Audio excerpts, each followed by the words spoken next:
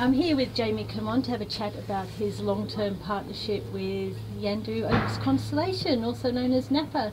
How are you, Jamie? Yeah, good, thanks, Joe. Thanks for taking the time to meet with me today.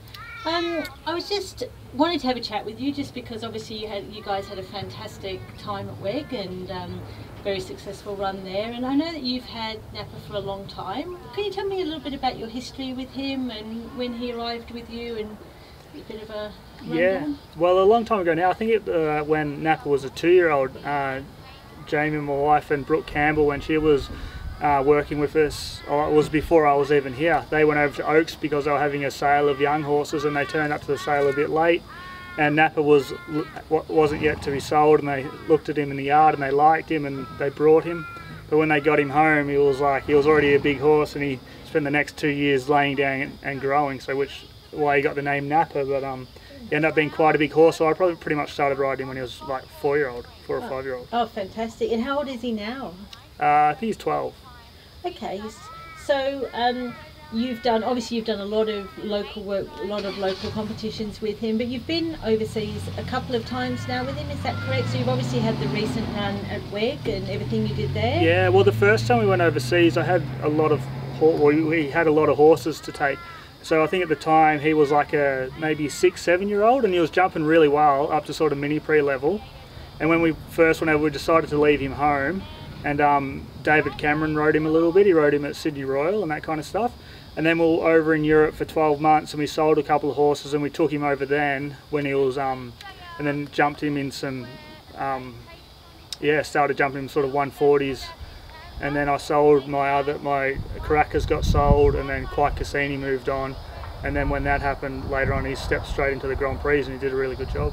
Oh, that's fantastic.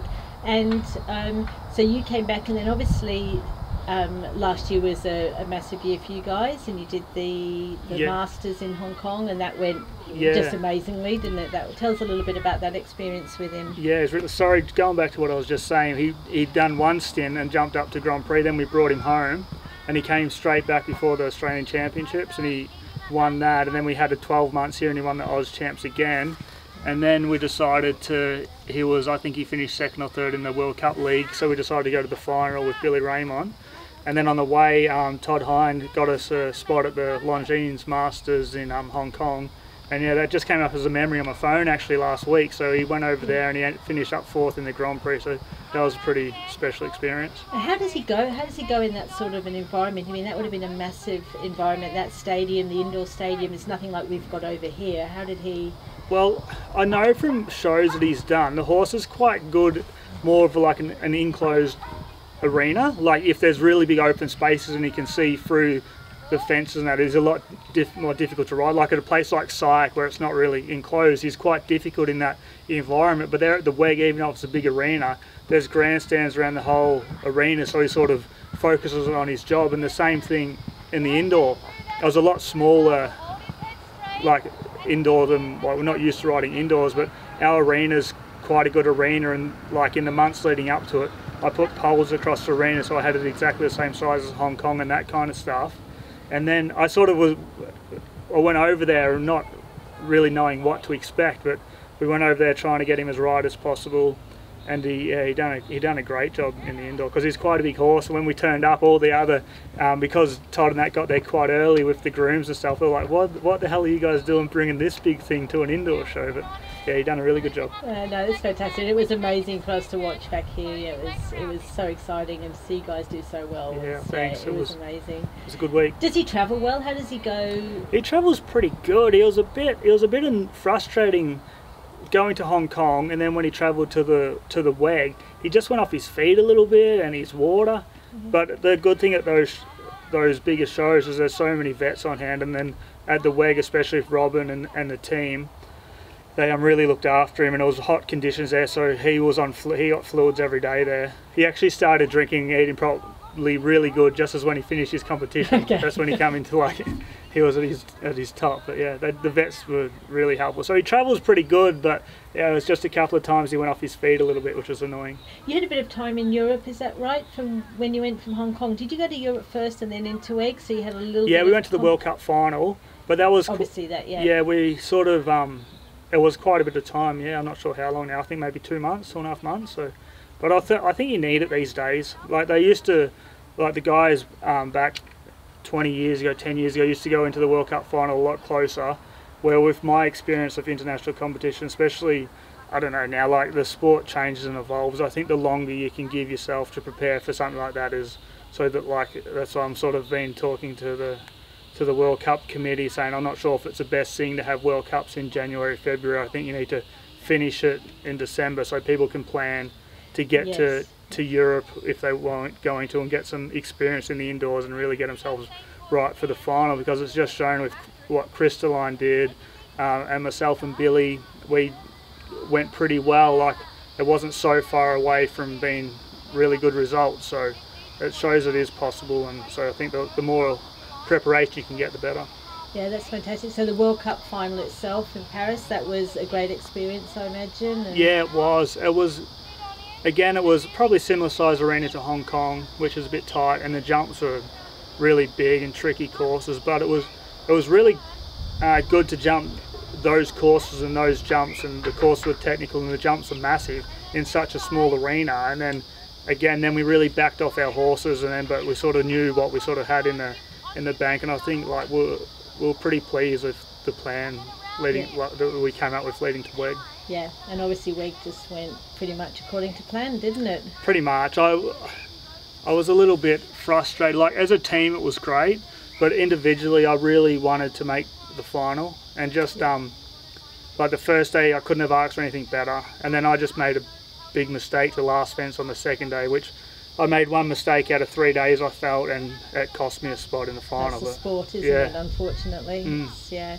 I mean, from us watching back home, it was amazing. It was amazing to watch, and to watch you guys ride against the top riders in the world. You know, at the World Cup final, and then at WEG was, you know, really showed the standard of jumping that we have here. Yeah, no, it was good. I think a lot of the other teams at the WEG, when they, like I remember I had a good round, Scott had a good round, and then Billy went out and had a fantastic round the first day, and then Rowan did what he did. Like it really, the other teams really noticed. And then we had the second day was, as a team, we were really close, but like we were so unlucky the whole day. And then to regroup and come out, like I feel like we really got a lot of respect from the other teams and riders. So yeah, it was great. No, that's fantastic.